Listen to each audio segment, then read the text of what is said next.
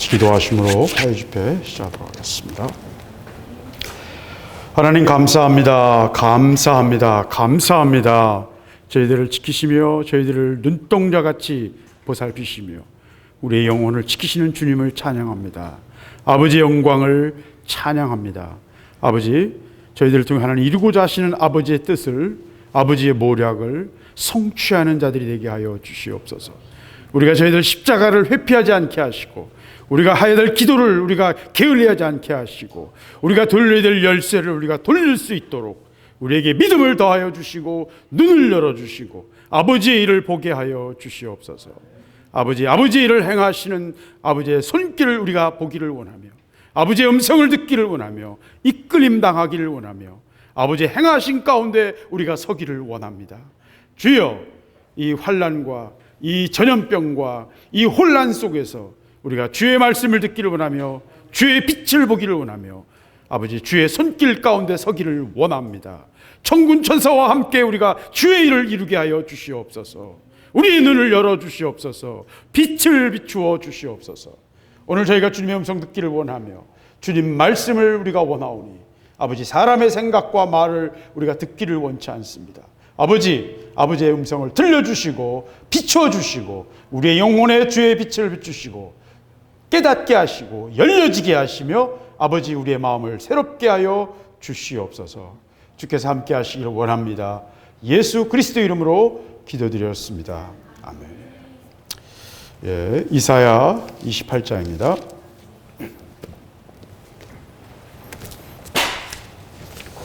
예, 제가 이사야에 사로잡혀가지고 요새 헤어나지를 못하고 있습니다. 그래서 당분간 여기서 좀 돌아야 될 것 같은데. 이사야 28장 23절부터 29절까지입니다.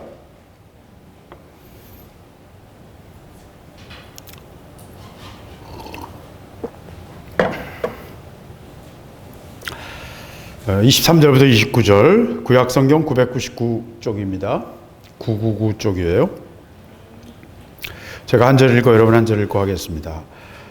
너희는 귀를 기울여 내 목소리를 들으라. 자세히 내 말을 들으라.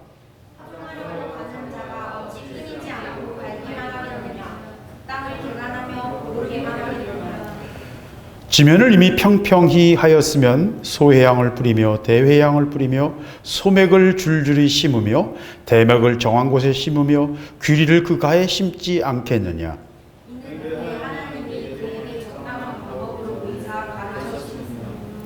소회양은 도리깨로 떨지 아니하며 대회양은 수레바퀴로 굴리지 아니하고 소회양은 작대기로 떨고 대회양은 막대기로 떨며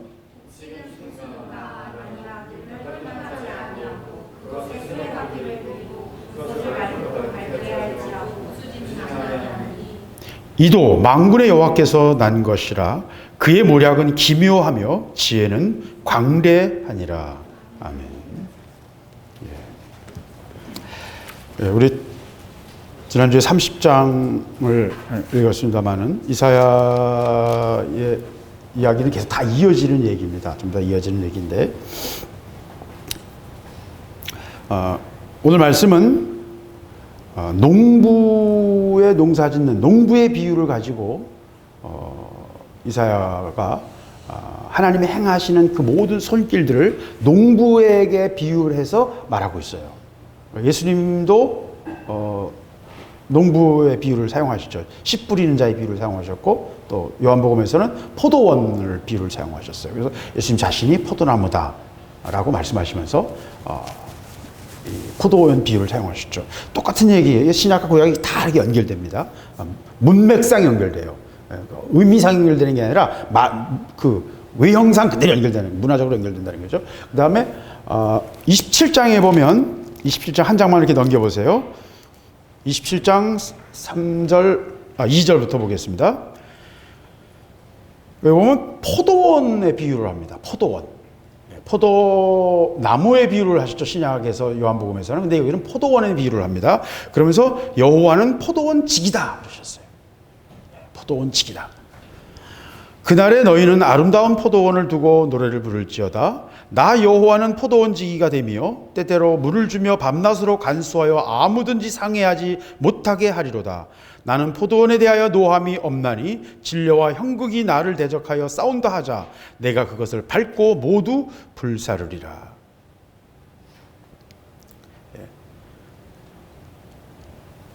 7절부터 또 읽겠습니다. 주께서 그 백성을 치셨은즉 그 백성을 친 자들을 치신 것 같았겠으며 백성이 살육당하였은들 백성을 도륙한 자의 살육을 당함과 같았겠느냐.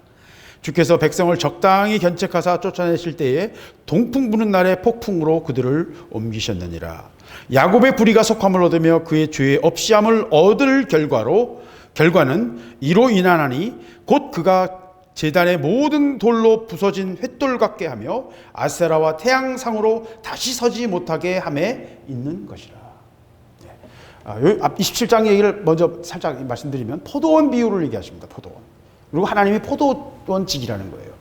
포도를 자라게 하려면 잡초나 풀이 막 나잖아요. 그리고 그걸 다 잘라내야 되고 또 포도나무에다 감고 올라오는 덩굴 식물도 있어요. 그걸 다 잘라내야 돼요. 골라야 돼요.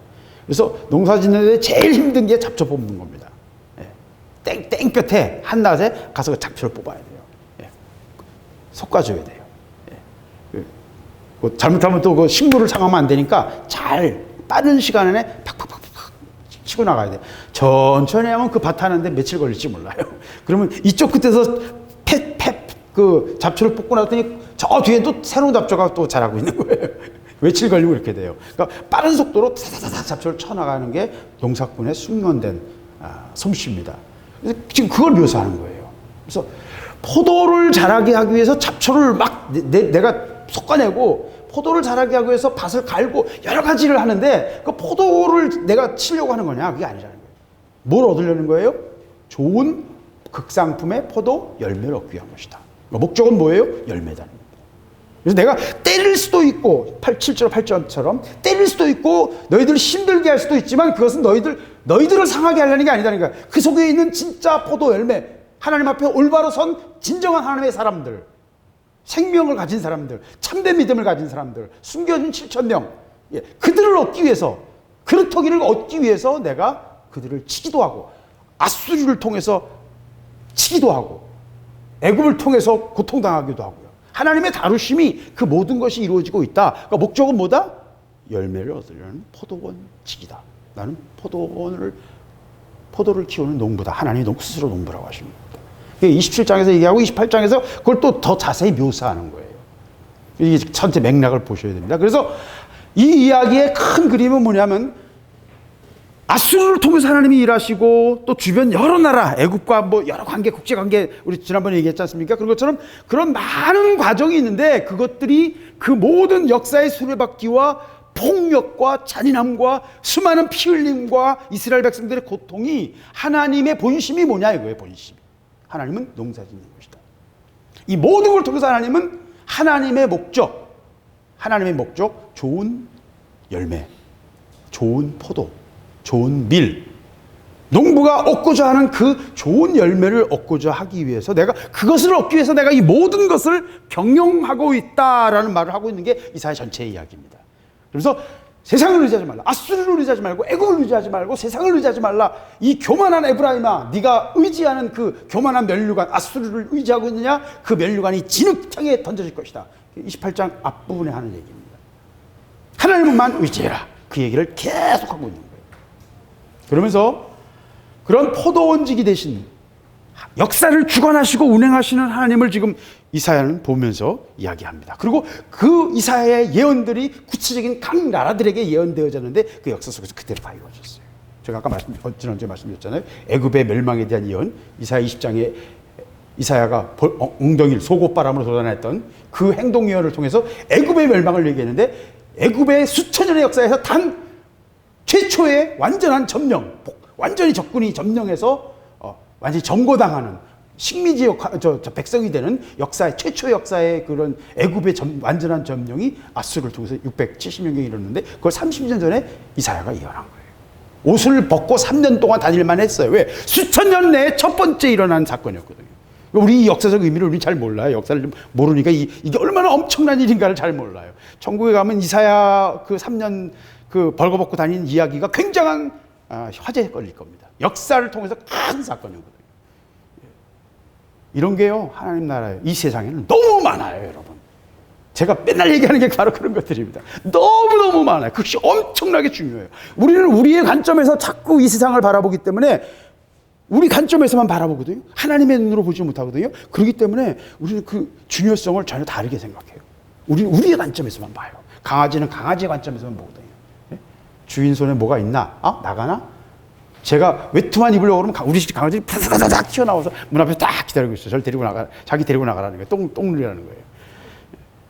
자기 관점에서만 봅니다. 우리는 우리 관점에서만 봐요. 그렇기 때문에 하나님의 큰 그림을 못 보는 거예요. 오늘 말씀은 바로 그것을 우리에게 말하고 있습니다. 그래서 23절에 보면 너희는 본문이 들어갑니다. 너희는 귀를 기울여 내 목소리를 들으라. 자세히 내 말을 들으라. 저는 성경 전체가 이 한 절에 들어있다고 저는 생각합니다. 무슨 말이냐면 성경 전체를 통해서 하나님 우리에게 뭘 말씀하세요? 우리의 마음의 문을 두드리면서 제발 내 말을 들어라.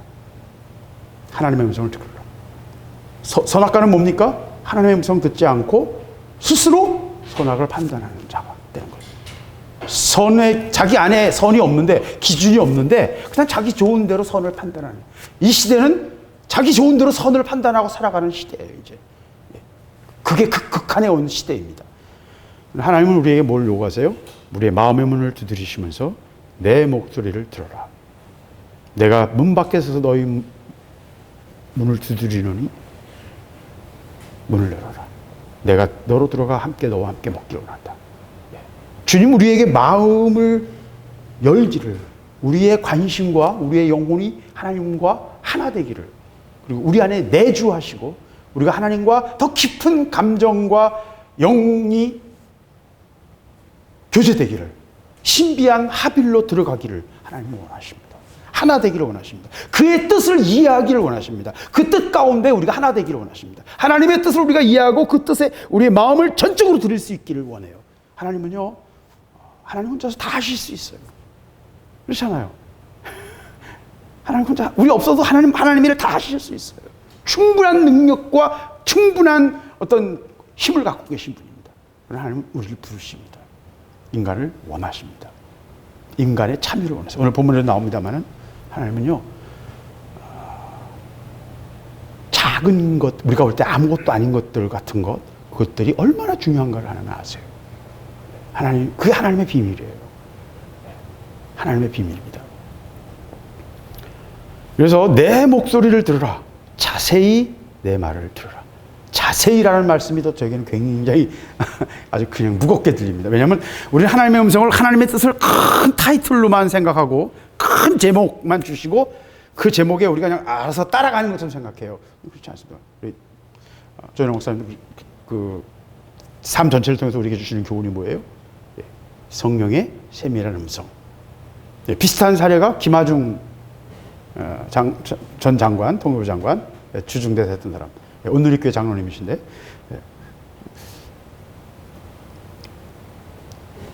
그 김하중 대사 이야기는 아주 재밌어요. 굉장히 재밌어요. 뭐 거의 비슷한 얘기예요. 성령의 인도하심이 그의 삶을 관통하고 있어요. 왜? 깊은 기도로 들어갔기 때문입니다. 자세히 내 말을 들으라. 자세히 들어야 돼요. 구체적으로, 아주 실질적으로 하나님 앞에 나아가기를 하는 요구하세요. 모든 얘기를 다 떨어내고 한마디로 주시자 그러면 저는 이 말씀일 수도 있다고 봐요. 내 음성을 들어라. 내 음성을 들어라. 내 말을 들어라. 그러면서 24절 넘어가겠습니다. 파종하러 가는 자가 어찌 끊이지 않고 갈기만 하겠느냐? 그 땅을 개간하며 고르게만 하겠느냐? 지면을 이미 평평하게 하였으면 소양을 뿌리고 대양을 뿌리며. 농사 짓는 사람이 파종한다는 건 씨를 뿌린다는 거예요. 농사 짓는 사람이 어찌 계속 갈기만 하겠느냐는 거예요. 밭을.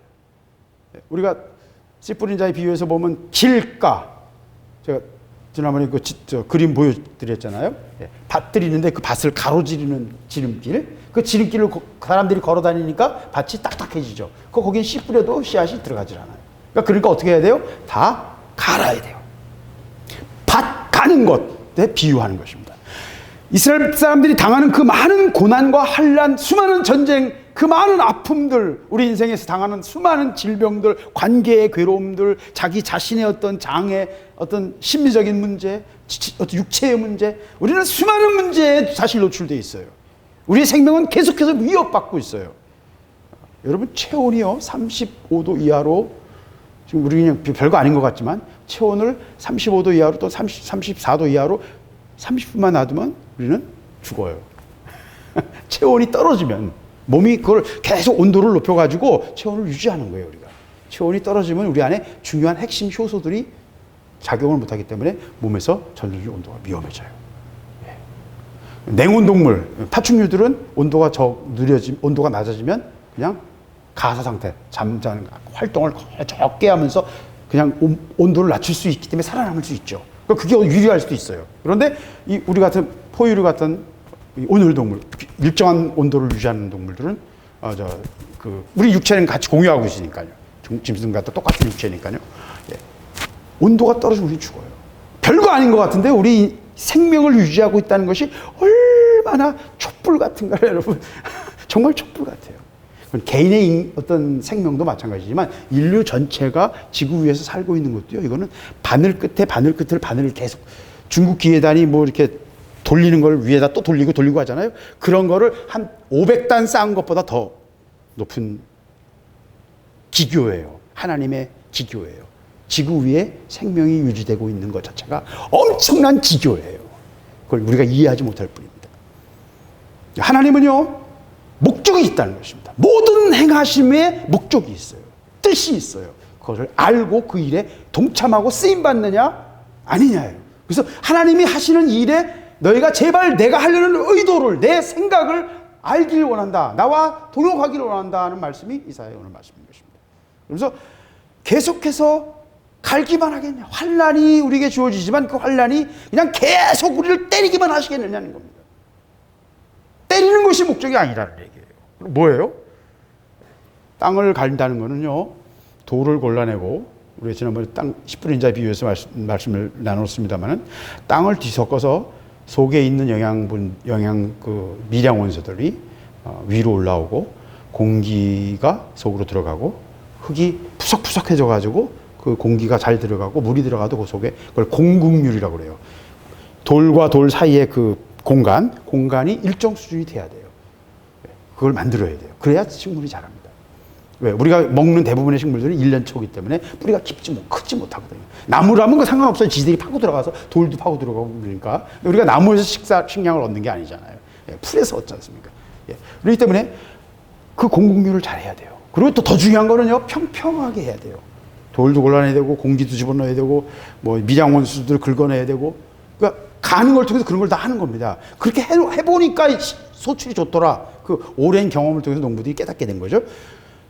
그리고 고르게 하고, 그리고 평탄하게 해요. 지면을 평평히 해야 돼요. 농사 짓는 분들은 이거 금방 알아요. 왜? 지면이 평평치 않으면 어떻게 될까요? 비가 오면 물이 다 어디로 갈까요? 낮은 지역으로 다 물이 모여버리죠. 낮은 쪽은 물이 고여서 습지가 되고 호수가 되고, 높은 데는 물이 없어서 말라버려요. 그러니까 똑같은 씨를 뿌려도 어떤 작물은 푸석푸석한 걸 좋아하는 작물도 있어요. 감자 같은 거, 땅콩 같은 거. 또 어떤 거는 물이 있어야만 되는, 벼처럼 물이 있어야만 되는 것도 있어요. 근데 어떤 거는 만약에 땅콩 같은 거를 그런 데다 심었다 그러면 물이 많은데 평평하지 못해서 한쪽 기울어서 물이 많았다 그러면 그건 다 썩어버리는 거예요. 그러니까 평평해야 돼요. 평평해야 물을 공급하는 것을 농부가 원하는 만큼, 그 작물이 좋아하는 만큼 잘 자랄 수 있도록 환경을 만들어줍니다. 포도도 마찬가지입니다.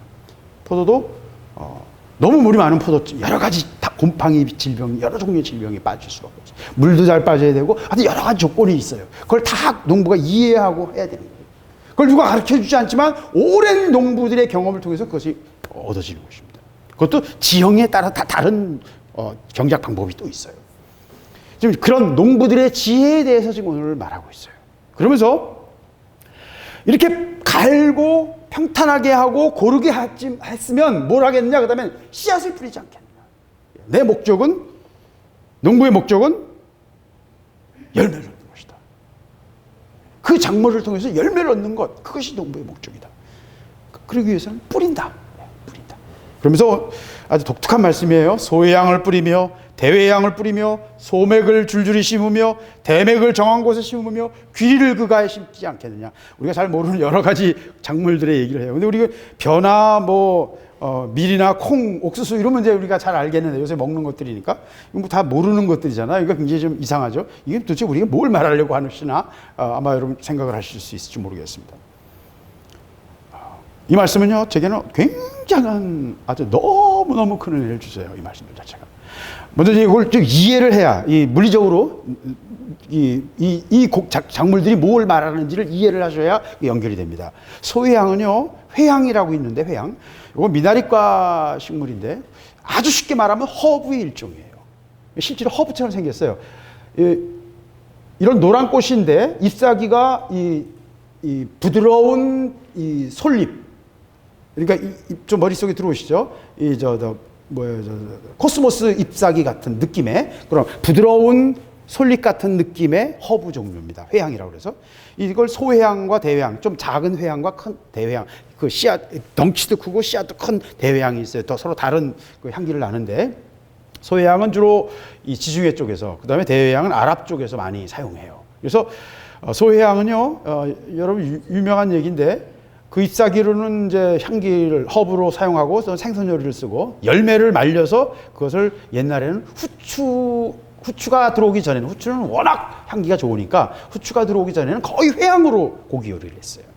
그리고 지금 대회향은 뭐에 들어가냐면 카레에 중요한 강황 다음에 뭐 수십 가지가 들어가는데 대회향이 카레 맛에 중요한 어떤 한 역할을 해요. 향기에 독특한 역할을 합니다. 그리고 더 재밌는 것은 여러분 마라톤 아시죠? 마라톤. 마라토라는 말이 바로 소회향을 가리키는 그리스어입니다. 그래서 마라톤이라는 말은 그 마라토 벌판에서 마라토가 많이 자라는 그 벌판을 마라톤이라고 했어요. 근데 그 마라톤, 여러분 페르시아와 전쟁에서 그 마라톤 그 경주 42.5km를 달렸던 그 길, 그 넓은 벌판이 있는데 그 벌판을 기념해서 마라톤 경기가 만들어졌는데 그 마라톤 자체가 뭐예요? 소회향을 가리키는 말입니다. 예, 그래서 노란색의 소회향이 제주도의 유채꽃 피듯이 말입니다. 그렇게 그 마라톤 벌판에 지금도 펴 있대요. 많이 그 철이 되면 그렇게 핀답니다. 그 소회향의 유명한 얘기고, 그걸 또 이탈리아로 하면 피노키오가 됩니다.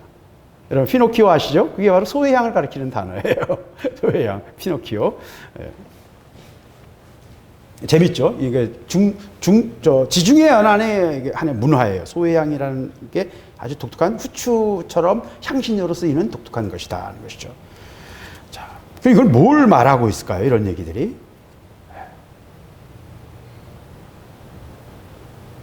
소맥이라는 것은 밀이에요. 밀. 밀은 인류 역사에서 굉장히 중요한 아주 결정적인 역할을 했어요. 미리 소화시킬 수 있으면서 인류 역사가 새로운 단계로 들어갔습니다. 특히 서구 문명이, 이거는 뭐 문화사적으로 어떤 인류 역사에서 너무 엄청난 역할을 했는데 중동이나 서구에서는 주된 식량이었습니다. 추위나 가뭄 척박한 땅들에서도, 우크라이나의 그 추운 지역에서도, 흑토에서도 엄청나게 잘 자라서, 밀은 오히려 따뜻한 데를 싫어해요. 벼는 따뜻한 걸 좋아하잖아요. 근데 밀은 따뜻한 걸 싫어해서 25도 이상 이북으로만 심을 수 있어요. 그 이하면 너무 더워서 안 돼요. 그래서 이북으로. 그러니까 차가운 추운 지역에서도 농사를 질 수 있게 됨으로써 인구가 엄청나게 팽창하게 되고, 유럽은 특별히 밀을 통해서 식량을 대량으로 생산할 수 있었기 때문에 유럽 문명이 성립한 거예요.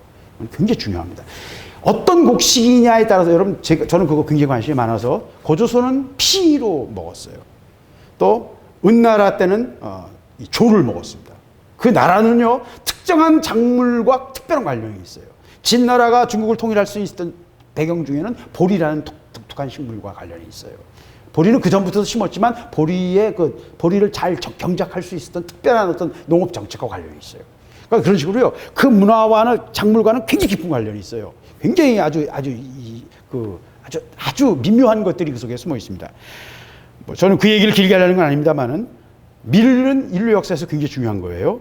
대맥은 보리입니다. 이 보리도 중동에서는 오래전부터 굉장히 중요한 역사였어요. 중동 역사에서는 보리가 거의 주된 작물이었어요. 밀도 물론 심었지만 보리가 많이 심었습니다. 특별히 이제 아까 말씀드린 것처럼 진나라라든지 고대 세계의 여러 나라들의 보리의 역사와 연결되고요. 최초의 국가인 수메르에도 보리를 많이 심었고 보리로 맥주를 처음 만들었어요. 그게 이제 수메르가 맥주를 처음 만든 나라고 보리를 통해서 주로 식량을 공급했던 나라입니다. 자, 귀리는 이것도 다 보리, 대맥, 뭐 소맥 다 외덩이 식물의 벼과에 속합니다. 그러면서 이제 각 그 자기 종으로 속과 종이 갈라지는데 다 벼에서 하여튼 계통상 벼와 같은 그 계통이에요. 근데 귀리나 조나 기장, 보리, 수수, 메밀 이런 종류는 좀 달라요. 그러니까 밀과 보리까지는 인류 전체에서 굉장히 중요한 역할을 했지만 나머지 귀리, 피, 조, 기장 이런 것들은 지역별로는 중요한 주 식물이 돼요. 어떤 지역에서는 다른 게 안 자라거든요. 그들 지역에서 잘 자라는 어떤 특정 식물을 먹어요. 예를 들면 이 남미에서는 조 비슷한 요새 퀴아논이라는 하여튼 이름이 독특한 조 비슷한 작물이 있거든요. 굉장히 영양가가 높아요. 그래서 그게 굉장히 인기가 좋은데 요새 건강식품은 인기가 좋은데 그런 것들을 먹기도 합니다. 이 귀리는요, 그래서 가에 심었는데 왜 귀리를 심었냐면 귀리는 굉장히 거칠고요. 이 입자가 귀리 먹어보셨잖아요. 귀리밥. 저도 요새 귀리밥을 자주 해 먹는데 귀리가 굉장히 좋거든요. 귀리가 거칠어요, 굉장히. 거칠어요.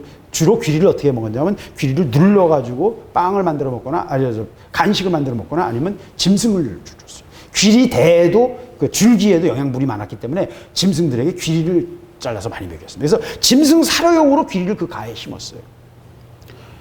이렇게 다양하게 심는 작물들에 대해서 하나님은 지금 묘사하고 계신 것입니다. 근데 그것은 하나의 묘사일 뿐이지만 저는 이 말씀 속에서 굉장히 놀라운 것들을 봅니다. 뭐냐면 여러분 이 시대에 최근에 슈퍼푸드 중에 가장 중요하게 생각되는 것들이 아까 말씀드린 귀리, 조, 기장, 수수, 메밀, 피 이런 것들. 귀리에는요 알츠하이머 예방 치료 효과가 있어요. 거기에만 있는 아벤난스라마이드라는 독특한 물질이 있는데 이것이 뇌에 베타 아밀라제라고는 뇌의 플러그가 뇌에 쓰레기가 쌓이거든요. 그게 쌓이면서 치매가 오는 거거든요. 쓰레기가 안 치워지기 때문에 그 쓰레기를 분해하는 효소가 귀리에 있어요. 이런 식으로요 상상도 못하는 것들이 그 속에 들어있는 경우가 너무 많아요. 그래서 저는 식물들은요 자연상에 있는 DNA를 통해서 서로 계속 이어지고 있는 하나님의 창고예요. 모든 식물들은 하나님의 창고예요. 특별한 화학물 창고예요. 화학물질 우리가 공장을 만들어서 특정한 공장을 수천억 들여서 공장 하나 만들어서 한 종류의 화학물질을 만들거든요. 한 종류 또는 두세 종류의 화학물질을 만들거든요. 하나님은 모든 식물을 통해서 그 DNA 속에 독특한 화학물질들이 하나의 식물 속에 수백 가지가 들어있어요. 그래서 수백만 종의 들풀들은요 상상할 수 없는 종류의 하나님의 놀라운 화학물질 창고예요. 수많은 곰팡이들요, 바다 갯벌에 사는 수많은 작은 미생물들요, 수많은 종류의 박테리아들요, 수많은 세균들. 바이러스는 하나님 왜 만드셨을까요, 여러분? 바이러스가 없었으면요 우리는 세균 나라가 됩니다. 이 세상은. 하나님의 지혜는요 상상을 할 수가 없어요. 바이러스를 우리가 잘못 다루니까 바이러스의 피를 보는 거죠. 하나님은 이 모든 걸 통해서 DNA 속에 생명체 속에 모든 놀라운 것들을 다 숨겨놓으셨어요. 아까 말씀드린 대회향, 소회향은 뭐예요? 향신료예요. 그러니까 후추가 생기기 전에는 또 고추나 마늘이 이 남미에서 들어오기 전까지는 대회향, 소회향이 주 향신료였어요. 우리 말로 하면 고추와 마늘의 역할을 하는 거예요. 여러분 살아가면서 향신료가 없어 보세요. 그냥 맨날 밥만 먹는다고 생각해 보세요. 정말 기록했죠, 그죠? 예. 저는 모든 요리, 아까 우리 딸이 얘기하지만 모든 요리에 마늘을 무조건 마늘을 왕창 집어요. 마늘을 너무 좋아해가지고 마늘을 왕창 집어요. 제가 하는 요리를 먹으면 그 다음날 친구 못 만나요. 마늘 냄새가 막 나기 때문에. 예. 향신료가 없다면요 인생은 얼마나 재미없겠어요, 그죠? 맛이라는 것이 얼마나 아름답고 얼마나 다양함이 그 속에 숨어 있습니까? 얼마나 놀라운 풍성함이 들어 있습니까? 하나님은 그걸 원하세요. 이거는 하나님의 의도와 하나님의 마음이 그 속에 들어있는 거예요. 수많은 향신료들. 여러분의 인생 속에서요, 제가 캐릭터에 대해서 말했습니다만, 모든 식물의 고유한 특성, 수많은 화합물, 어떻게 해야 잘 자라고, 어디서 잘 자라고, 어떤 것과 서로 연결되어 있고, 어떤 짐승이 이걸 먹고 판다는 대나무 죽순만 먹는 것처럼 각자 다 수많은 복잡한 것들이 그 속에 다 얽혀 있어요. 그것이 다 하나님의 설계 속에 들어있는 것입니다. 저는요, 객관적으로 이 모든 것을 그냥 아름다운 작품으로 만드신 이 모든 것 그 자체만으로도 엄청난, 아까 말씀드린 계속 돌리고 돌리는 걸, 접시를 돌리고 또 돌리고 한 3단 쌓잖아요. 그걸 500단, 10,000단 쌓고 있는 거라니까요, 하나님. 우리가 이해를 못하는 것 뿐이죠. 놀라운 것들입니다. 이거는 피카소 그림 저리 가라고요. 바하 음악 저리 가라. 그런 것과 비교할 수 없는 놀라운 것들이 속에 들어있다니까요. 하나님이 우리에게 원하시는 것은 이 다양함 속에 각각의 목적에 맞게 하나님은 다루시곤 하시고요. 잊혀진 소수가 중요해요. 고유한 것들이 굉장히 중요합니다. 그래서 현대는 DNA 전쟁이에요. 우리나라의 수많은 들풀들을 미국 사람들이, 일본 사람들이 뜯어갔거든요. 그리고 자기들이 유전자 은행에 저장하고 특허를 내는 거예요. 우리는 그게 뭔지도 몰랐을 때. 그게 힘이거든요. 그 자체가, DNA 자체가, 그 생명 자체가 하나님의 놀라운 작품이며 그것은 엄청난 힘이에요. 그 자체가. 우리가 그걸 이해를 못할 뿐이에요. 아까 말씀드린 것처럼 조나, 기장, 보리, 귀리, 수수, 메밀, 이것들이 현대인들이 가지고 있는 수많은 질병들의 대안이에요. 당뇨병, 혈압, 귀리 많이 먹어야 되고요. 수수, 메밀 이런 거 먹어야 돼요. 우리 잊혀지고, 우리는 먹기 편한 밥만, 쌀밥 좋아했잖아요. 다 깎아가지고 왕들이 먹던 거라 그러고, 근데 그렇게 먹으면 우리는 당뇨에 걸릴 수밖에 없게 돼 있어요. 이게 왕들이 평균 수명이 낮은 거예요. 편한 대로, 내가 원하는 대로만 하게 되면 그렇게 됩니다. 몸이 원하는 대로만 하게 되면 그렇게 돼요. 하나님은 그 모든 걸 다 만들어주셨어요. 그래서 제가 참 놀라운 것은 항상 가난한 자들, 흔하고 거칠고 안 좋은 것들 속에 놀라운 비밀이, 보석이 숨어 있는 경우가 너무 많아요. 가난한 자들이 먹는 음식이 약을 못 사 먹으니까 그 사람들 그 음식 속에 이미 약이 들어있는 거예요. 저는 그 하나님의 배려라고 생각해요. 제 마음대로 해석입니다. 이 말씀 속에는요, 그런 하나님의 놀라운 선물들이 들어있어요. 네, 선물들이 들어있어요. 지금 인류는 쌀과 밀, 콩, 옥수수, 보리 5작물에 너무 몰빵했어요. 네, 그리고 옥수수, 콩, 보리는 주로 그 동물들에게 먹여가지고 우리 고기를 얻기 위해서 쓰고요. 밀과 벼를 주로 식량으로 사용하는데, 이게 너무 이렇게 했기 때문에 그 자체가 지금 굉장한 취약성 속에 들어가 있어요. 한 번에 지금 우한 바이러스 때문에, 왜냐하면 막을 방법이 없거든요. 치료제가 없거든요. 백신도 없거든요. 막을 방법이 없으니까 그냥 당하는 거예요. 물리적으로 장벽을 세우는 것밖에 없어요. 우한시는 지금 완전히 지금 장벽을 둘러서, 그 우한시 주변에 있는 동네, 그 경계에 있는 마을들이 도로에다 담을 쌌더라고요. 여러분 보셨어요? 벽돌로, 브로크로 담을 쌌고요. 길을 딱, 마을에 길을 막고서 청경로 들고 이렇게 관웅전처럼 이렇게 서 있어요. 인터넷 들어가서 보십시오. 여러분, 아주 희한한 일들을 하고 있어요. 우한시를 봉쇄하고 있어요. 방법이 없거든요. 똑같은 일이 밀이나 보리에게 일어나면요, 어떻게 될까요? 밀이나 벼에게 일어나면 수많은 사람들이 아사하게 될 겁니다. 그러니까 우리가 지금 미련한 방법으로 가는 거예요. 근데 제가 이 말을 하는 이유는, 핵심이 뭐예요? 하나님은 여러분 한 사람 한 사람의 각자 고유한 개성과 여러분의 캐릭터와 여러분의 삶과 여러분만이 할 수 있는, 요 식물만이 가지고 있는 것이 있는 것처럼 여러분만이 가지고 있는 게 있다니까요. 그거 하는 걸 굉장히 높이 평가하세요. 사람들은 그냥 뭐 그냥 지나칠지 모르지만 절대로 그렇지 않습니다. 그 분야의 전문가들은 이것이 얼마나 놀라운 건가를 알아요. 그 종자 하나 어깨에서 목숨을 걸고 들어가요. 문익점이 그 목화씨 가지고 하는 것처럼 말입니다. 종자 하나 어깨에서 목숨을 걸어서 침투해서 가져오기도 하고 합니다. 그것이 엄청난 힘이라는 걸 알거든요. 인간이 화학으로 절대로 할 수 없는, 엄청난 비용을 들여야 만들 수 있고 대부분 만들 수 없는 복잡한 것들을 이 DNA들이, 작은 식물들이 다 하고 있거든요. 그런 다양한 속에 하나님의 놀라운 비밀이 숨어 있습니다. 그래서 여러분 자신들도 절대로 내가 볼품없고 나는 별거 아닌 거라 같다는 생각하시는 분들이 있다면 여러분 착각하시는 거예요. 왜?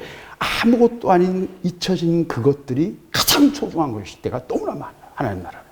이 세상에서 마찬가지입니다. 지금 슈퍼푸드라고 하면서 귀리와 수수를 다시 우리가 안 먹던 그 많은 곡식들을 기장 이런 것들을 그 가치를 막 발견하고 지금 난리거든요. 그런 것처럼 여러분이 쓰임받을 곳이 다 있습니다. 하나님 나라에 여러분이 해야 될 일이 있고 여러분이 하지 않으면 안 되는 레고 블록 자리처럼 딱 맞는 자리가 있다니까요. 면역이라는 게 뭔지 아십니까 여러분? 어떤 세균이 몸에 들어왔어요? 그러면 면역체계가 가서 그걸 딱 찍어요. 그러면 딱 개의 그 세균의 독특한 모양을 화학적으로 딱 찍어요. 그리고 그걸 기억해요. 항체를 만드는 거예요. 그리고 새로운 병균이 들어오면 그 병균의 정보를 가지고 와서 그 항체들 속에서 찾아요. 그래서 이 항체가 딱 맞는다. 그러면 정보가 나와서 그 항체를 대량 생산하게 해요. 그게 몸 안에 이루어지는 면역 체계예요. 딱 맞는 게 있다니까요. 여러분만이 할 수 있는 거예요. 나만이 할 수 있는 게 분명히 있어요. 그거 없으면 몸 전체가 위험해질 수도 있어요. 그래서 우리 그리스도인들은요, 예수 그리스도를 머리로 하는 거대한 몸이에요. 내가 떨어져 나가면 100조개의 세포 중에 한 세포가 떨어져 나가듯이 매일 우리는 수조 개의 세포가 떨어져 나가거든요. 여러분 머리 털면서 세수하면서 수천만 개의 세포가 지금 떨어져 나가고요. 계속 여러분 몸은 세포가 다 떨어져 나가요. 여러분 몸은 대부분 몇 개월 되기 전에 다 지나가고 1년 반이면 모든 게 다 바뀌고요. 7년이면 뼈까지 싹 바뀌어요. 뇌만 남고요. 모든 세포가 다 바뀐다니까요. 여러분이 계속 세포가 지금 떨어지고 있는 중이에요. 그리스도의 몸에서 여러분 자신들도 마찬가지예요. 하나의 세포처럼 그리스도를 머리로 하는 한 몸을 이루는 것입니다. 내가 떨어져 나가면 나는 그 세포에서 떨어지는 것뿐이에요. 머리에서, 생명에서, 그리스도의 몸에서 떨어지는 것뿐이에요. 내가 그 안에 있으면 그 세포를 통해서 이루어지는 거예요. 근데 내가 그 몸에서 해야 될 일이 있다는 거예요. 나만이 할 수 있는 일이 있어요, 분명히. 비슷한 성격이고, 여러분 9가지 우리 성격 애니어그램 하지 않습니까? 무슨 16가지로 하는 것도 있고요. 여러 가지 종류가 있는데 사람 성격을 이렇게 대강 나누잖아요. 그거 아니에요. 애니어그램도 상당히 그래서 다른 사람을 이해하는데 이게 좋은 어떤 이해력을 주고 어떤 인간관계를 새롭게 열어주는 좋은 역할도 있지만 그 애니어그램을 만든 사람들이 그때는 아주 심각한 악한 것이었어요. 애니어그램을 만든 사람 다시 사탄주의자의 대장이에요. 여러분 아세요? 애니어그램을 만든 이유가 인간을 어떻게 조종할까를 연구하면서 그걸 만든 거예요. 그래서 현대 심리학이 그런 어떤 악한 의도와 학문적 연결성이 있어요. 이런 걸 잘 깊이 보시는 분들이 적습니다만, 근데 그걸 갖고 다 틀렸다고 말할 수는 없어요.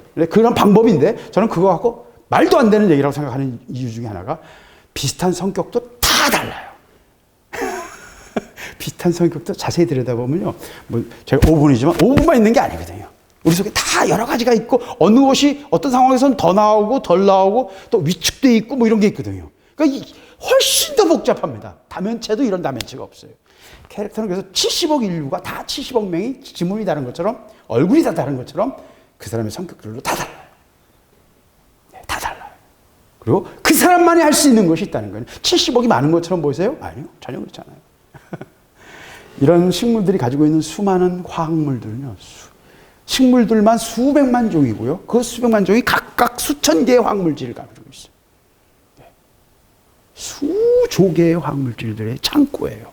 하나님의 거대한 창고예요. 이 속에 하나님의 비밀이 숨어 있습니다. 그래서 저는 필요한 모든 인간이 질병을 얻고 또는 질병을 당하고 어떤 문제가 있을 때 얻을 수 있는 또는 짐승들이 먹을 수 있는 짐승들도 다 알아요. 와서 먹어요. 병이 들면 소금 찾아 먹고요. 뭘 찾아 먹고요. 식물 특별한 거 찾아 먹고 합니다. 흙을 먹기도 하고요. 미네랄이 모자랄 때 흙을 먹어요. 그러면 그 속에 있는 여러 가지 아연이라든지 불이라든지 철이라든지 이런 것들 미량이 있거든요. 그걸 다 또 흡수합니다. 하나님은 이 속에 다 만들어 놓으셨어요. 그래서 하찮은 것일수록 그것이 더 결정적으로 몸 전체에 치명적인 중요성을 알릴 수 있다는 거예요. 오늘 말씀은 우리에게 그런 걸 말해주고 있어요. 목사님 너무 뭔가 작은 걸 가지고 너무 소회양, 대회양, 소맥 그 한 줄 가지고 너무 많은 얘기를 하고 너무 과장하시는 것 같은데요. 예, 저는 과장한 게 아니라요. 제가 말해야 될 것들의 10,000,000,000,000도 말하지 못한 거예요. 이 속에는 엄청난 것들이 들어 있습니다. 70억이 각자 다 다르다니까요. 그리고 각자를 향하신 하나님의 놀라운 비밀과 설계가 있다니까요. 우주에는 4,000억 개의 은하계가 있는데 은하만 4,000억 개가 있어요. 지금 제가 공부할 때 1,000억 개라는데 지금 4,000억 개래요. 한 은하마다 1,000억 개 이상의 별이 있어요. 4,000억 개가 있다니까요. 우주에는 은하만. 은하계를 하나씩 소유해도 4,000억의 사람이 필요해요.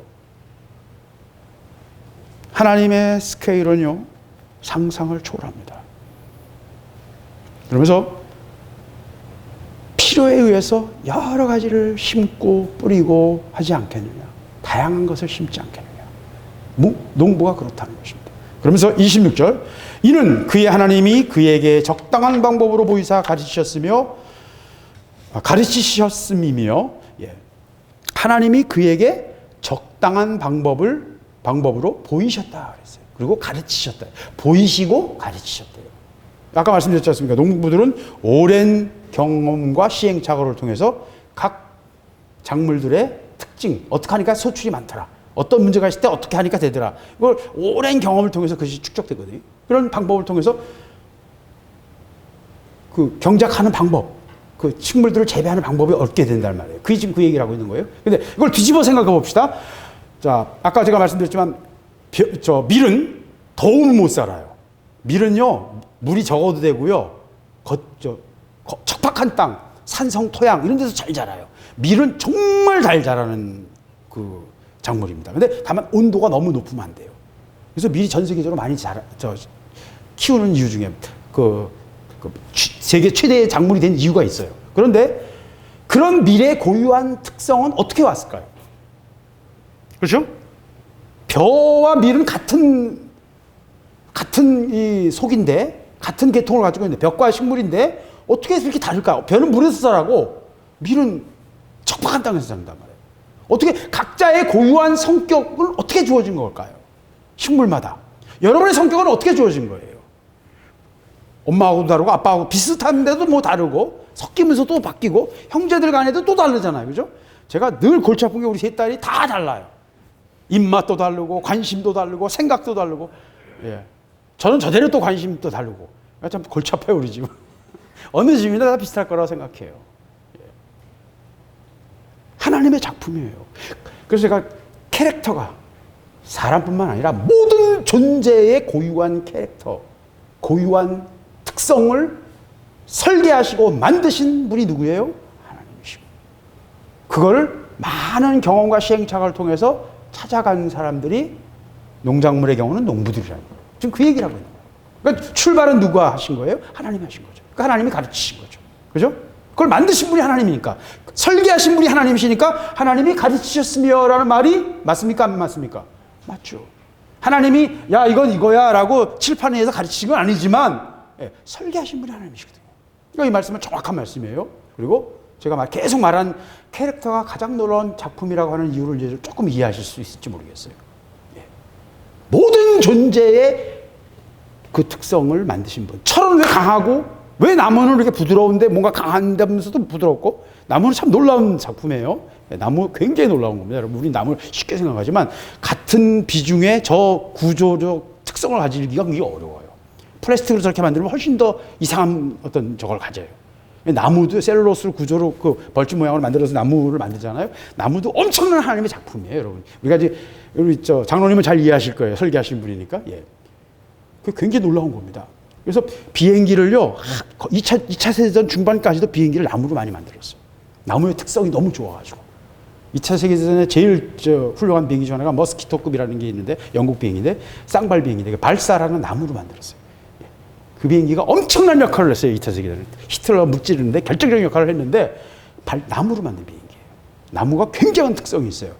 제가 말하는 이런 각자의 고유한 특성들, 쇠는 쇠고, 동은 동이고, 그죠? 다 다르잖아요. 또 동을 아연과 섞으면 또 다르고 주석과 섞으면 또 달라요. 황동, 청동 또 달라요. 기질도 다르고 성격도 달라요. 그 분량을 바꿀 때마다 또 달라져요. 그죠? 알루미늄 합금이 수만 가지예요, 여러분. 합금에다 뭘 넣느냐에 따라서. 조합에 따라서 엄청난 세계가 열려요, 여러분. 그걸 재료공학이라고 합니다. 말도 못하는 세계가 열려버려요, 그 속에. 캐릭터는요, 하나님 만드신 가장 놀라운 작품이에요. 그래서 저는 하나님 만드신 것 중에 가장 놀라운 것이 캐릭터라고 생각해요. 각자의 고유한 특성들을 하나님이 정하신 거예요. 그거는 어떻게 해서 원자들을 더 모든 상수들을 정할 때 이미 결정된 거예요. 중력의 상수의 크기를, 플랑크 상수의 크기를, 어떤 우주 상수의 크기를 결정하실 때 이미 모든 게 결정된 거예요. 그 모든 걸 다 아시고 나무가 될 것까지 다 아시면서 하나님은 그 모든 걸 시뮬레이션 하시면서 한 번에 만드신 거예요. 그러니까 객관적으로 그걸 생각해 보면 이 지혜는, 이 시뮬레이션의 능력은 상상을 초월하는 거예요. 와, 이건 도대체 어떻게 이렇게 하실 수 있나? 어떻게 이렇게 될 수가 있나? 우리 그냥 넘어가니까 그런 것 뿐이죠. 적당한 방법으로 보이사 가르치셨다. 이사야는요, 이 이야기를 하면서 우리에게 지금 뭔가를 말하고 있는 겁니다. 27절, 소의 양은 도리깨로 떨지 않으며 대회양은 수레바퀴를 굴리지 않으며 소의 양은 작두기를 떨고 대회양은 막두기를 떨며 곡식은 부수는 거 아니라 늘 떨기만 하지 아니하고 그것을 수레바퀴에 굴리고 그것을 말굽에 밟게 할지라도 부수지는 아니하나니. 다양한 식물들을 심었어요. 그럼 이제 자랐겠죠? 그러면 그 다음 단계는 뭡니까?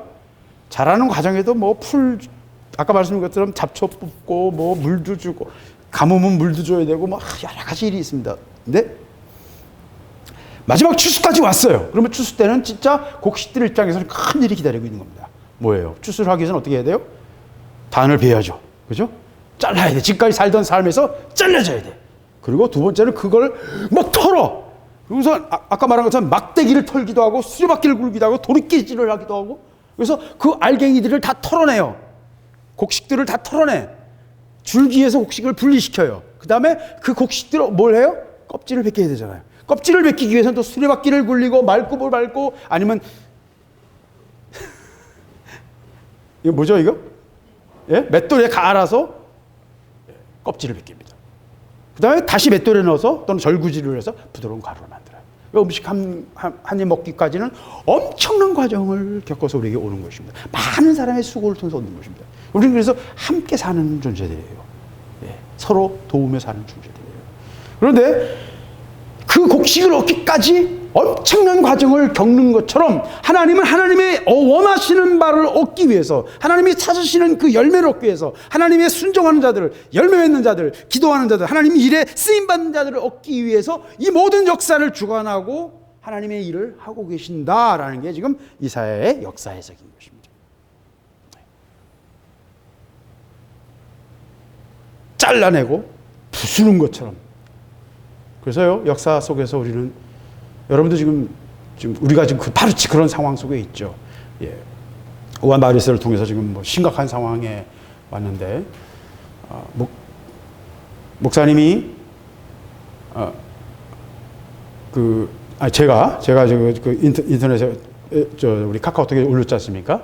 예. 그래서 너무 이게 또 너무 내가 그 호들갑 떠는 거 아닌가 싶어서 이제 목사님께 먼저 올려드렸어요. 그랬더니 목사님, 올리면 좋겠다. 그래서 이제 올렸는데, 뭐 호들갑 떠는 것처럼 보일 수도 있어요. 괜히 지나가는 건데 뭐 별것도 아닌데 왜 그럴까 그렇게 생각할 수도 있어요.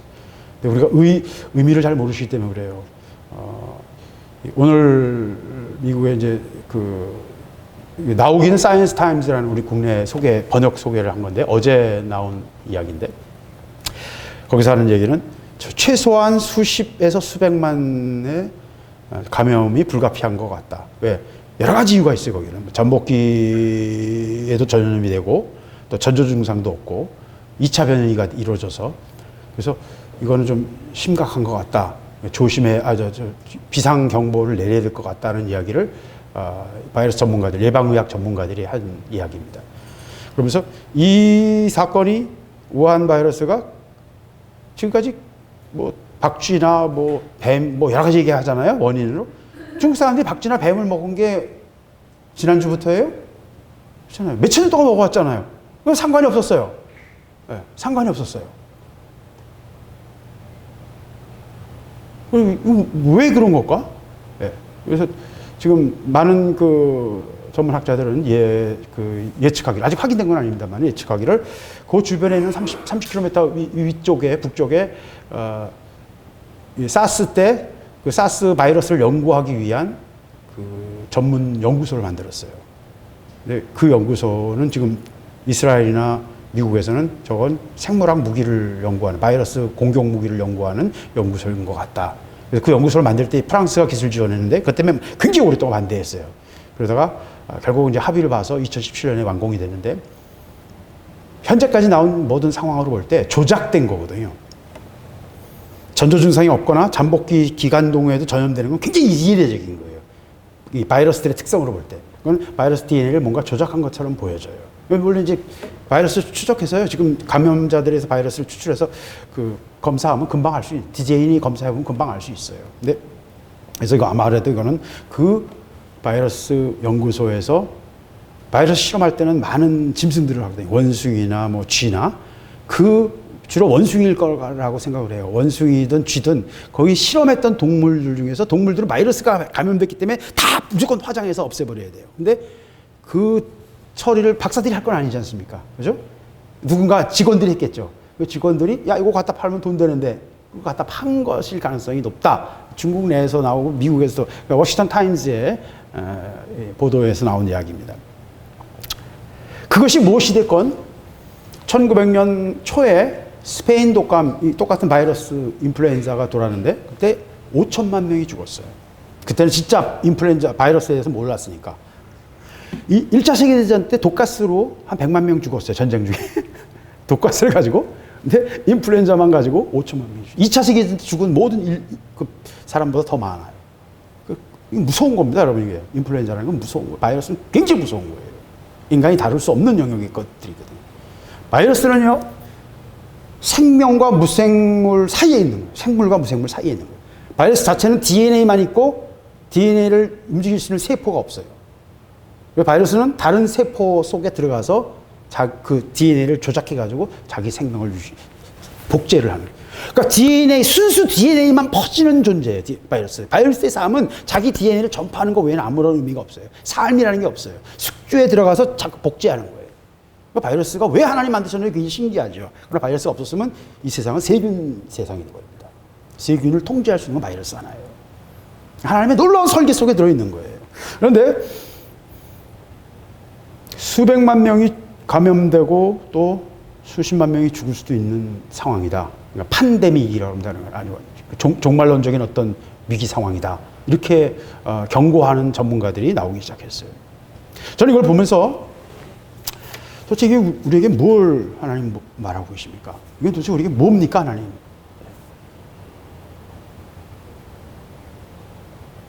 어떤 결론을 내기 전에 저는 이번 사건을 통해서 얻게 되는 어떤 결과만 보겠습니다. 한국과 일본, 중국, 북한 이렇게 몇 나라가 여기 있으니까, 미국은 좀 머니까, 유럽이나 미국은 좀 머니까 내버려 두고요. 중국은요, 시진핑이 이 일을 통해서 굉장히 결정적인 타격을 좀 받고 있습니다, 정치적으로. 그리고 이 일은 긴 얘기는 빼고요. 강택민, 전전인민이었던 강택민파와 시진핑파의 마지막 전쟁일 가능성이 높아요. 이 배경은. 홍콩이 그 중간에 강택민파가 공격한 첫 번째 그 전에도 계속 공격이 있었는데, 홍콩이 최근에 강택민파의 공격 중 하나가 홍콩 사태였는데, 그 다음 사태는 지금 우한 사태예요. 그것도 강택민파와 깊은 관계가 있어요. 왜? 결정적인 골든타임을 놓쳤는데, 그 놓친 배경 중에 중앙상무위의 한정이라는 사람이 강택민파인데, 그 사람이 의료 보건을 담당하는 사람이에요. 근데 그 사람이 보고를 늦췄어요. 시진핑 자신은 그게 이렇게 심각한 문제인 줄 알지도 못하고 있었던 거예요. 보고를 늦춘 것은 무안시에서도 한 거지만 결정적으로 중앙상무위에서 그렇게 했거든요. 그래서 중국 전체가 춘절 전에 충분히 봉쇄해가지고 다 이거 무안 안에서 끝낼 수가 있었던 거예요. 근데 이건 전 세계로 퍼져버렸어요. 이건 두 가지가 결정적인 문제인데, 시진핑 자신이 우안시 사람, 호북성 사람들은 지금 시진핑 물러가는 소리를 하고 있어요, 벌써. 시진핑 물러가는 소리를 하고 있고요. 이번 일이 민심 위반에 결정적인 역할을 하고 있어요. 그래서 중국 공산당의 운명이 이것 때문에 바뀔 수도 있어요. 굉장한 얘기죠. 일본은 지금 올림픽에 초대형 악재가 생겨가지고, 일본도 심각합니다. 지금 아베가 굉장히 심각하고요. 한국은 문재인 씨가 뭐 지금 완전히 대놓고 요새 조롱하는데 한성 총관부라고 그래요, 이제. 청와대를 한성 총관부, 쌍용 총관부에 빗대가지고 한성 총관부다. 예. 그런 얘기를 하고 있어요. 이거 뭐 자기 정치를 이번에 드러내고 있지 않습니까? 예. 민주당 한 원내대표는 어려울 때 친구가 진짜 친구다. 우리가 이 중국을 뭘 도와야 될지 해야 된다. 이 정신없는 사람이에요, 지금. 그 말은 맞아요. 맞는 말인데 지금 상황이 그렇게 만만한 얘기가 아니라니까요. 예. 마카오도 지금 경계선을 막았고요. 홍콩도 막았고요. 몽고도 막았고요. 모든 경계선을 가진 나라에 다 막았어요, 이제는. 태국도 막고 있고요. 다 막고 있어요. 근데 한국은 지금 중국 눈치 보느라고 막지 못하고 있는 거예요.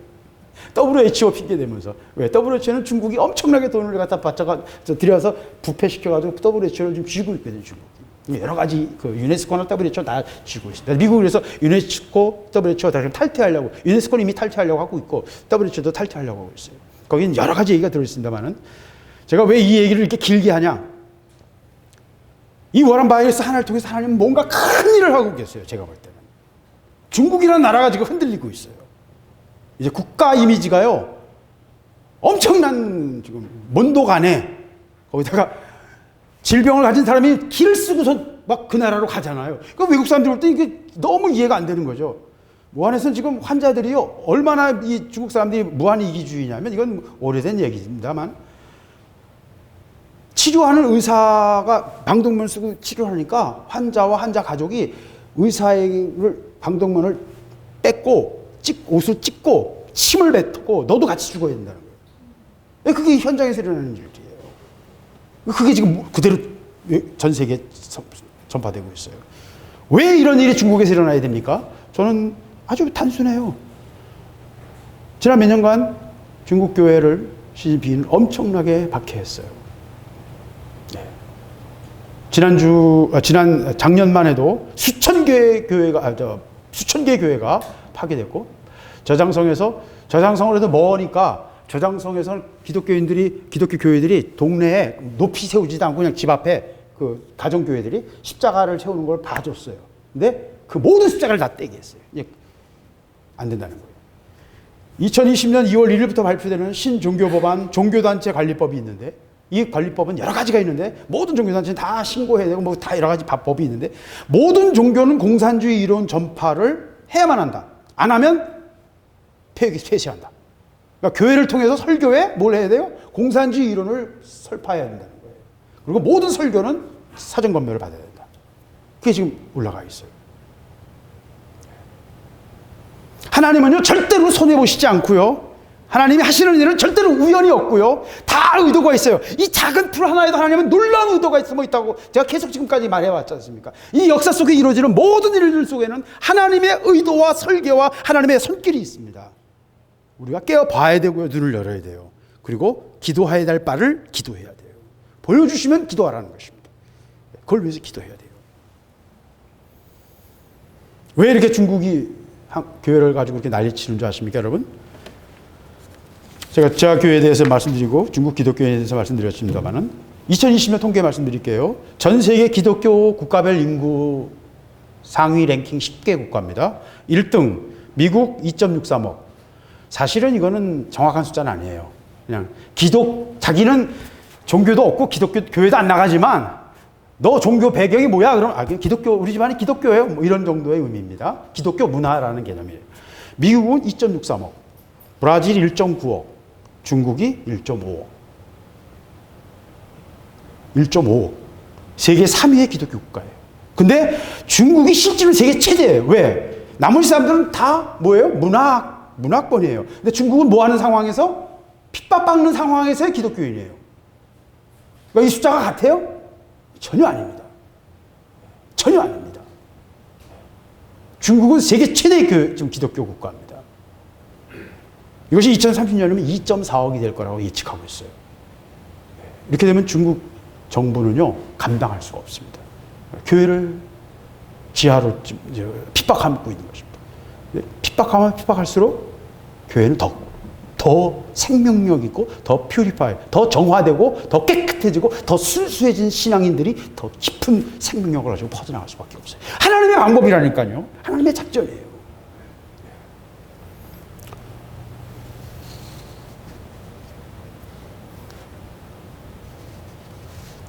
중국 공산당이 7천만이거든요. 2배예요, 지금. 파룬궁을 학살하고 핍박하고 했던 이유 중에 하나가 파룬궁이 너무 커서 1억이 넘어가고 2억이 되고 막 그러니까 감당이 안 되니까 정치단체로 압력을 가하게 될까봐 겁나니까 파룬궁은 단일 조직이니까요. 그거 엄청난 거죠. 그건. 기독교는 다 분산되어 있지만 파룬궁은 단일 조직이잖아요. 그러니까 엄청난 위협이 되니까 파룬궁을 핍박하고 파룬궁 사람들 잡아다가 막 인체 장기 팔아먹고 뭐지 그런 짓을 하고 있죠. 반역자라고 그러면서. 똑같은 일을 지금 기독교인들을 가지고 하고 시작하고 있는 겁니다. 이미 시작하고 있어요. 비슷한 일들을 신장 위구르에서도 하고 있고요. 하나님이 중국을 다루시는 것은 하나님의 방법이에요. 이 종교법이 통과되면요, 세례, 기독교식 장례, 부흥회 이런 게 다 금지됩니다. 금지됩니다. 완전한 이제 종교 탄압 국가로 들어가고 있어요. 거기에 대한 하나님의 경고라고 저는 생각합니다. 시진핑이 이걸 넘길지 어떨지 그것도 모르겠어요. 저는 그건 제가 어떤 결과를 가게 될지는 모르겠습니다. 분명한 거는 한국의 문정권에게는 문재인 정권에게는 결정적인 자기 정체를 노출시키는 카드가 됐어요. 이번에 자기들이 친중자, 사회주의자들을 중국을 상국으로 이상향으로 무시는 사회주의자들이에요. 그 사람들은 공산주의자들이거든요. 그러니까 중국을 이상향으로 생각하는 사람들임을 중국이 상국이라고 하는 사람들이 사대주의자라고 하는 것을 그냥 그대로 드러내는 거죠. 사실 감사한 일이죠. 정체를 드러내고 있으니까. 조국을 통해서 그 사람들의 민낯이 드러났던 것처럼 이번에 그들의 정체가 그대로 드러나고 있어요. 이 모든 걸 통해 하나님은 뭔가를 하고 계세요, 여러분. 뭔가를 하고 계십니다. 두려워할 필요도 없고요. 생명은 원래 하나님께 달린 거 아닙니까? 그렇죠? 두려워할 필요도 없고요. 우리가 또 무한폐렴에 걸려서 죽는 게 하나님 뜻이면 또 감사함으로 죽어야죠. 하나님 하신 일에 대해서 우리가 뭐라고 말하겠어요? 감사함으로 죽어야죠. 태중에 들어가셔서도 감사함으로, 늙어 죽어도 감사함으로. 그건 하나님 앞에 감사할 것밖에 없는 거니까. 무한 바이러스를 통해서 하나님이 하시는 일들을 우리가 봐야 돼요. 이 일을 통해서 또 남북 관계를 통해서 일본과의 관계를 통해서 저는 더 나가서는 지금 북한은 지금 아주 심각한 상황입니다. 한마디로 말하기는 어려운데 김정희가 6년 만에 다시 나왔고 김평일이는 몇 달 전에 40년 만에 북한으로 돌아왔고 이거 다 이해하기 어려운 일이거든요. 전부 다 여러 가지 어려운 일입니다. 다 앞뒤가 안 맞는 얘기들이에요. 지금 해석하는데 다 여러 가지 복잡한 해석을 해요. 하여튼 뭔가 이상한 건 분명해요. 1월 초에 김정일이가 심장 수술을 했어요. 그건 확인된 사실이에요. 북경 김정일이는 프랑스 의사들이, 김일성도 프랑스 의사들이 들어와서 수술을 했는데 김정은이는 북경 육군 301 병원이라는 육군 병원의 외과 의사들이 들어와서 심장 수술을 뭔가 어떤 이상이었는지 모르겠다. 심장 수술을 했다는 지금 소리 북한에서 계속 나오고 있어요. 이 모든 걸 통해서 하나님 뭔가를 하고 계셔요. 그리고 우리가 기도해야 됩니다. 더 구체적으로 기도해야 되고요. 특별히 황교안 씨를 위해서도 기도해야 돼요. 왜냐하면 이 사람이 제대로 일을 못해요. 지금 윤석열 씨 사건 또 추미애가 지금 하고 있는 것 탄핵감이에요. 청와대 수사하려고 그러니까 이 일에는 몇 가지 수사할 카드가 있거든요. 지금 수사 거의 들어갔거든요. 그거 벌써 알고 임종석이 은퇴한 거, 도망간 거예요. 근데 지금 다시 임종석이 나오고 있잖아요. 지금 윤석열이 잡을 것 같으니까. 이게 지금 다 뻔히 보이는 것들이거든요. 조국이가, 유시민이, 임종석이 다 얽혀 있어요. 제가 지금 사건 이름이 기억이 안 나는데, 하여튼 펀드 사건, 하나의 펀드 사건에 거기 다 얽혀 있어요. 그걸 지금 파헤치려고 하니까 지금 기를 쓰고 난리를 쓰고 지금 그걸 막고 있는 겁니다. 이건 워터게이트 사건보다 몇 배는 더 큰 사건이에요. 이거 얼마든지 잡고 특검에서 탄핵시킬 수 있는 폭발성을 가진 사건이에요. 거기다가 이번에 이 우한 바이러스를 통해서 완전히 현 정부의 어떤 정체가 다 드러나 버렸기 때문에. 그래서 지금 황교안 씨는 총선까지는 넘기고, 현재는 의석이 부족하니까, 의원이 숫자가 부족하니까 감당이 안 되니까 총선을 통해서 의원 숫자를 높인 다음에 특검을 해서 모든 걸 다 따지겠다. 그런 계획을 가지고 있어요. 뭐 어떤 당이 어떻게 되고 뭐가 어떻게 되고 이거 별로 중요한 거 아니고요. 이 모든 걸 통해서 하나님이 우리에게 뭘 다루시고자 하는지를 봐야 됩니다. 그러나 누가 헤드가 되느냐도 굉장히 중요해요. 운전대를 누가 잡느냐에 의해서 차가 들이박을 수도 있고 부산으로 가려고 그러는데 동해로 갈 수도 있고요. 그죠? 예. 방향이 엉뚱한 데로 갈 수도 있어요. 우리의 공동체에 키를 잡은 사람이잖아요. 예. 한국이라는 우주 전체로 그리스도의 더 큰 몸에서는 작은 거지만 한국이라는 우리가 타고 있는 배의 선장이란 말이에요. 세월호 선장이 딴짓하면서 잠자고 항해사도 잠자고 딴짓한 거 방치한 것들이 계속 연결돼가지고 배가 뒤집어졌잖아요.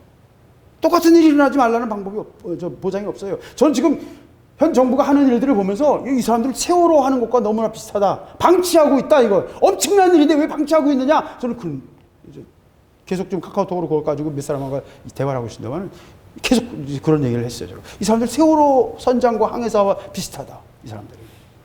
의도적으로 하는 거 아니냐.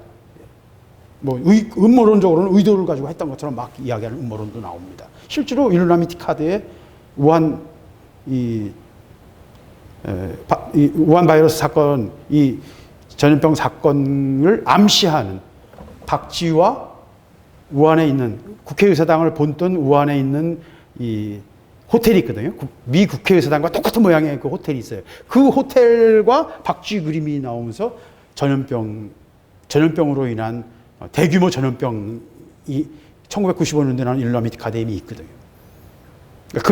이미 그 사람들이 이미 계획을 하고 기획을 한 것이다. 뭐 이렇게 말하는 사람들도 있어요. 뭐 그건 아닌 건 별로 중요하지 않아요. 그들은 그들들 일을 하는 거고 하나님이 또 그들을 통해서 일하시는 거고. 하나님은 손해 보시지 않거든요.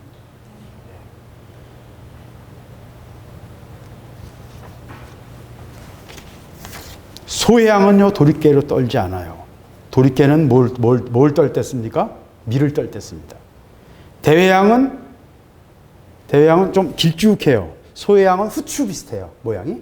대회양은 약간 길쭉한 느낌의 것이고 밀은 여러분이 다 아시는 거고 보리는 수레바퀴로 굴려야 돼. 왜? 보리는 거칠게 돼. 보리는 더 커요. 대맥이에요. 같은 맥이라는 것은 그 보리나 밀의 종류를 맥이라고 그러는데 또 뭐 예를 들면 귀리는 연맥이라고 그러고 메밀은 교맥이라고 그래요. 다 맥 종류예요. 옛날에 이제 다 같은 비슷한 종류로 봤어요. 잎사귀가 털이 이렇게 쭉쭉쭉 올라와 있는 그 모양이죠. 조나 기장 뭐 이런 것들 수수 이런 것들은 좀 더 작잖아요. 알이 작은데 이것들은 더 큰 것들이에요. 알이 좀 더 큰 것들인데 보리는 거칠기 때문에 수레바퀴를 굴려야 돼. 근데 만약에 도리깨로 대양을 때리거나 소해양을 때리면 박살나서 다 가루가 돼버릴 거예요. 그러니까 열매를 얻지 못해. 참깨 터는 거 여러분 아시잖아요. 들깨는 참깨 터는 거 아시죠? 펼쳐놓고서 깨 터는 거. 털어보셨죠? 어렸을 때. 예. 지나가면서 보시긴 하셨을 거 아니에요. 할머니들이 깨 터는 거. 예. 깨를 터는데 막 수레바퀴를 써버리면 어떻게 돼요? 그 자리에서 기름이 돼버리죠. 그죠? 으깨가지고 기름이 돼버리죠. 그러니까 톡톡톡톡 쳐서 할머니 힘으로 톡톡톡 쳐서 떨어뜨려야 그 깨가 떨어지는 거예요. 이게 뭘 말합니까? 각자가 가진 그 고유함에 따라서 하나님의 다루심이 다르다는 거예요. 다루심이 달라요. 예. 여러분이 어떤 환경에 있든지요. 여러분이 어떤 문제에 있든지요. 하나님의 다루심 안에 있음을 인정하고 고백하십시오. 그리고 하나님께 물으십시오. 하나님, 내가 지금 어디로 가야 됩니까? 무엇을 해야 됩니까? 하나님의 의도, 하나님의 계획이 무엇입니까? 물으십시오. 하나님의 다루심 안에 있습니다. 한국이요, 지금 막 이 난리 치는 과정에도 한국은 뭐 그렇게 잘 나가는지 모르겠어요, 요새. 그죠? 기생충이 전 세계 영화 팬들이 다 막 홀딱 반했어요. 예, 이번에 아시아 축구도 그렇게 잘해요, 한국이. 예, 그죠? 아시아 축구 팬들이 한국이 아시아 최고다! 막 그러고 있어요. BTS가 이번에 그래미상에 처음 가서 노래를 했죠. 예. 여러분, 이게 우연이라고 생각하십니까? 아니요. 하나님이 하실 일이 있어요. 한국의 이미지를 좋게 해야 되는 이유가 있습니다. 일본이 그렇게 강력한 나라였지만 이번 반도체 사건을 통해서 결정적인 기회를 잃어버려 가고 있어요. 제가 지난번에 말씀드렸던 것처럼. 예. 반도체 산업이라는 건 장치 산업이기 때문에 그 삼성이 모든 결정적인 갑의 권한을 갖고 있는 건데 일본 사람들이 옛날 생각으로 니들이 까불면 우리 기술력 못 당해라고 교만하게 하다가 이번에 왕창 이렇게 생겼어요. 지금 세 가지 반도체 재료가 문제가 아니라 모든 소재 산업, 일본에서 1년에 600억, 700억 달러치 수입했던 모든 소재 산업에 대해서 국산화를 확 높이는 것을 국가 산업으로 하고 있는 거예요. 이건 하나님의 배려하심이에요. 이번 일은 하나님이 다루시네. 이거 아니었어 우리는 계속 일본에, 물론 수평 분업이죠. 분업이지만 일본에게 코를 깨서 갈 수밖에 없는 거예요. 만약에 그러다가 일본에 만약에 천재지변이 일어나면 한국의 모든 수출은 스톱이 될 겁니다. 예. 얼마든지 그럴 수 있어요. 예. 일본 내 수도용 직하 지진이 일어날 가능성이 70%라고 일본 지진학자들이 얘기하고 있습니다. 2, 3년 안에 일어날 가능성이 높다고.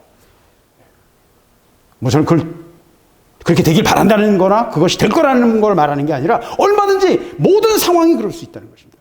하나님이 왜 한류를 통해서 이렇게 한국을 새로운 어떤 빛이, 스포트라이트가, 전 세계 스포트라이트가 비치고 있는 IT 산업의 최고고 반도체고 모든 젊은이들이 한국은 멋있다고 생각하고 일본 여고생들, 여대생들이 그렇게 난리치고 뭐 방송에서 그래도 얘들은 한국 사람들이 멋있고 한국 화장품이 좋고 한국 문화가 멋있고 한국 노래가 좋고 왜 이런 현상이 일어날까요? 우리가 그렇게 잘났기 때문에 물론 우리 속에서도 그런 인자가 있어요. 그러나 이 모든 것은 하나님의 계획이 있습니다. 한국을 사용하시기 위한 계획이 있어요. 그 모든 것들이 하나님의 뜻 안에서 이루어지기를. 그리고 저는 이것이 포항과 나진을 통해서 하나님이 남북이 화해하기를 원하시고요. 시마바라를 통해서 하나님이 한국과 일본이 화해하기를 원하고 한 동쪽 끝 백성들이 하나가 되기를 원하시고요. 저는 중국도 하나라고 생각합니다. 저 개인적으로는. 결국 왜 진짜 전쟁에 참여할 사람들은 중국 그리스도인들이거든요. 아까 말한 세계 최대 기독교 국가거든요. 그들은 최소한 하사관 이상의 일본 수준이에요. 우리는 병사들이고요. 병사 수준이고요. 우리 의무병들이고요. 예. 장군들은 저 북쪽에 계시고요. 10만 명의 장군들이 있고요. 이것은 말장난이 아닙니다, 여러분. 그것이 영적 실제예요. 영적 실제예요. 하나님이 하실 일이 분명히 있다니까요. 그 큰 것을 우리가 함께 바라보기 원합니다. 그리고 우리가 해야 될 일들을 더 구체적으로 더 명확하게 들어갈 수 있기를 원합니다. 김하중 장로님 말한 것처럼 내가 깊이 기도하고 어떤 사람은 1만 번을 기도했대. 하루에 2번씩 기도하면서 1만 번을 기도했다고 하더라고요. 20년씩 기도하는 거예요. 그럼 깊이 들어가 기도하면 하나님이 구체적으로 말씀하신다고. 하나님의 일을 우리가 알기를 원하고 그 일에 쓰임받기를 원한다면 더 깊이 들어가야 됩니다. 그리고 그 음성을 들어야 됩니다. 오늘 앞부분에 말한 것처럼 너희는 귀를 기울여 내 목소리를 들으라. 왜? 우리는 이 하나님의 뜻은커녕 하나님 만드신 이 모든 것에 그림자조차 그 흔적조차 뒤따라가는 거 이해하는 것도 바빠요. 그렇죠? 그런데 하나님이 현재 어떤 일을 어떻게 하시는지를 우리가 어떻게 이해를 하겠어요? 그러니까 그 작전 계획은 누구한테 들어야 돼요? 제가 말하는 것처럼 희미하게 그리는 그런 이런 국제 정세 얘기, 그건 그림도 근처도 못 가는 얘기일 뿐이에요. 어설픈 얘기일 뿐이에요. 뭔가 있는데 빛이 이쪽에서 온다 이 정도 얘기일 뿐이에요. 하나님께 물으십시오. 여러분이 해야 될 것들, 큰 그림을 다 보지 않을 수도 있어요. 여러분이 해야 될 것들에 대해서 하나님은 분명히 말씀하실 것입니다. 여러분이 봐야 될 것들, 여러분이 이해해야 될 것들을 하나님 분명히 말씀하실 거예요. 그 일에 우리가 쓰임받아야 돼요. 어떤 건 도리깨도 떨고, 어떤 건 틀바퀴로 돌리고, 어떤 건 작대기로 떨고, 어떤 거는 막대기로 떨어요. 하나님은 그 쓰임과 용도에 맞게 다 다루십니다. 결론입니다. 이도 만군의 여호와께로서 난 것이라. 그의 모략은 기묘하며 지혜는 광대하니라. 하나님의 모략은 기묘합니다. 상상하기 어렵습니다. 내 뜻은 너희 뜻과 다르고 내 생각은 너희 생각과 다르다. 땅과 하늘이 먼 것처럼 너희 생각과 내 생각은 멀다. 다르다. 하나님 말씀하시죠. 그래서 우리는 어떻게 해야 됩니까? 그분께 물어야 됩니다. 선악과를 극복할 수 있는 유일한 길은 뭐예요? 그분께 묻는 거예요. 왜? 우리 속엔 선이 없거든요. 어떻게 해야 좋은 결과를 가져올지 우리는 알지 못합니다. 우리의 지혜는 근처도 가지 못합니다. 그 구조도 이해하기 어려워요. 그러니까 어떻게 해야 돼요? 물어야 됩니다. 그분의 음성을 자세히 들어야 돼요. 그것이 해답입니다. 이 시대는 김하중 장로님은요 지금 남자 무당이다 막 이런 비평을 하더라고요. 정희철 목사님 같은 분이 2단 간별사로 유명하거든요. 뭐 그런 사람들 많아요. 하여튼 말을 가지고 만드는 거죠. 그래서 이렇게 할까요? 저렇게 할까요? 부채도사를 빗대면서 무당이다. 기독교가 왜 무당화됐느냐? 뭐 이런 말을까지 합니다. 애들은 가라예요. 이런 건 애들은 가라. 자기 수준에서 이해하는 거예요. 영적인 수준에서. 말로만 이해하는 사람들은 말로만 이해하는 거고요. 은혜를 아는 자들은 은혜를 알고 이해하는 거고요. 애들은 가라예요. 그러니까 그런 말에 신경 쓸 필요도 없어요. 어떤 면에서는 제가 그런 것들을 대적하기 위한 쌈딱으로 그런 것들을 대적하기 위한 제게 보여주시면 그런 것 같아요. 그걸 위한 부르심이 제 속에 있다고 저는 생각을 합니다. 뭐 그게 주인지는 모르겠습니다만은 중요한 거는 이 시대는 방언조차 이제는 완전히 방언조차 사단이 주는 거다. 방언을 통해서 교회가 다 어지러워진다. 뭐 온갖 얘기를 합니다. 왜 그러느냐? 아주 간단해요. 한국 교회가 세대주의에 너무 물들어 있기 때문입니다. 세대주의의 논리가 있어요. 세대주의는 그 시대마다 다 다른 경륜이 있다고 그러거든요. 그래서 방언과 성령 충만은 예수님 당시 그 어간의 사도 시대에 일어난 일이고 지금은 또 다르다는 거예요. 이게 세대주의적 사고거든요. 한국은 세대주의에 너무 큰 영향을 받았기 때문에 그래요. 한국 교회가 가진 여러 가지 문제점들 중에 하나가 그런 것, 세대주의 영향. 뭐 축복주의 뭐 여러 가지를 분석할 수 있습니다만 사람들이 잘 모르는 결정적인 것들 중에 하나가 세대주의예요. 그것이 어떤 원리주의로 나오고 말씀주의로 갈 수도 있고 뭐 여러 가지로 하여튼 자기들이 붙잡는 것 붙잡고서 막 그걸 주장하는 용도로 사용되는데 그 중에 하나가 이 은사에 대한 강력한 어떤 거부감과 공격이 있어요. 굉장히 강력한 것들이 있습니다. 저는 은사를 알고 10년 동안 기도원이 있었고 은사에 대해서 너무 깊이 이해하고 있다고 생각했지만 실제로 목사님하고 계속 제가 부딪히는 부분은 그런 거죠. 제 속에 있는 상처들. 머리로 이해하는 거 상관없다니까요. 내 존재, 내 자신이 가지고 있는 근본적인 것들, 내 영혼 깊은 속에 있는 것들을 하나님 다 다스리시거든요. 그러니까 얼마나 더 깊은 것입니까? 그러니까 머리로 이해해서 말하는 이야기들은 그냥 애들이에요. 애들은 가야 저러 가라. 그 얘기에 우리가 신경 쓸 필요 없어요. 은혜에 집중해야 되고요. 이 시간 하나님이 내게 말씀하시는 것들에게 집중해야 돼요. 이 영적 싸움이 절대로 만만한 싸움은 아니에요. 그리고 하나님이 하실 일이 굉장히 크다고 봅니다. 우리가 해야 될 일이 크다는 오해하지 마세요. 우리는 작은 걸 수도 있어요. 그리고 작은 것이 더 중요할 수도 있어요. 아까 지금 말씀드린 것처럼 하찮게 보이는 곰팡이가 인류를 살리기도 해요. 페니실처럼. 하나님의 일은 상상할 수 없어요. 하나님이 우리를 통해서 하시고자 하시는 일들을 그 모략을 성취하는 우리 교회 우리 기도원 되기를 바라고 우리 모두가 되기를 바라는 것입니다. 기도하겠습니다. 하나님 감사합니다. 감사합니다. 아버지